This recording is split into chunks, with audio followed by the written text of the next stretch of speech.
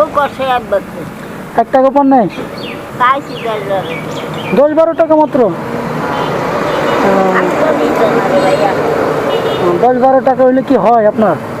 করতে দিনে কয় টাকা লাগে? আর দিন খরচ করলে তো দিন নেই মানে আপনি তো একজন মানুষ, আর তো কেউ নাই। না একজনের দিতে রাখতে দিতে একজন রান্না করে দেয় আপনাদের? আপনার ছেলে মেয়ে কেউ নাই? নাই ও আচ্ছা। তো কয় টাকা লাগে আপনার একদিন খাওয়ার জন্য কয় টাকা লাগে?